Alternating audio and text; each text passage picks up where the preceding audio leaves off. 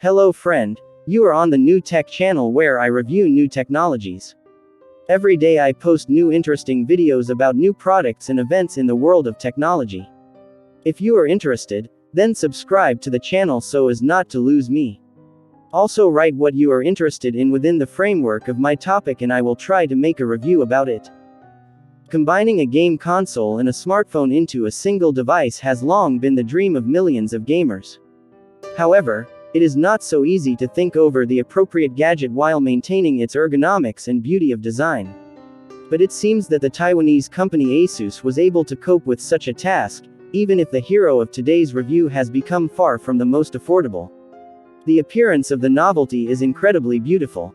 High-quality glass and metal in the structure of the body, corporate design of the 3-camera unit and rear panel textures, an additional decorative monochrome screen, touch-sensitive trigger buttons on the side and a bezel-less main 6.78-inch display look impressive.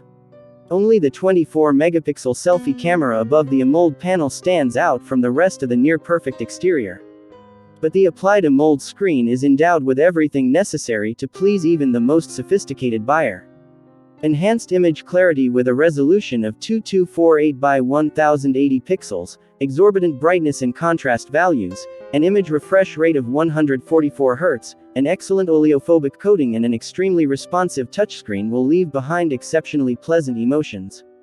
Of course, the technical characteristics did not let us down either.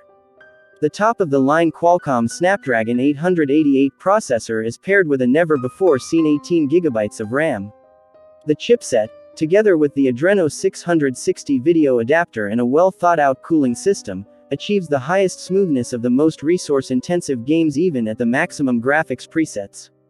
At the same time, a grandiose margin of productivity is felt for the future. The CPU avoided throttling, and playing for 10 to 12 hours of active screen time is possible thanks to a capacious 6000 mAh battery.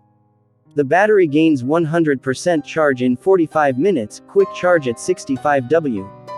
The amount of internal memory is limited to 512 GB of ROM UFS 3.1 format, but hardly anyone will complain about this fact. But photographic opportunities are easy to criticize. Without optical stabilization, the 64-megapixel Sony IMX686 sensor is great during the day. Evening and night shots will no longer cause delight due to reduced detail and visible noise. Auxiliary 13 and 5-megapixel photomodules do not deserve special compliments. But loud stereo sound, a separate headphone jack coupled with a dedicated audio chip, an abundance of gaming accessories in the kit, Android 11 and NFC contactless payments can only be approved by the audience. As a result, we got a technologically advanced, attractive, but very expensive device.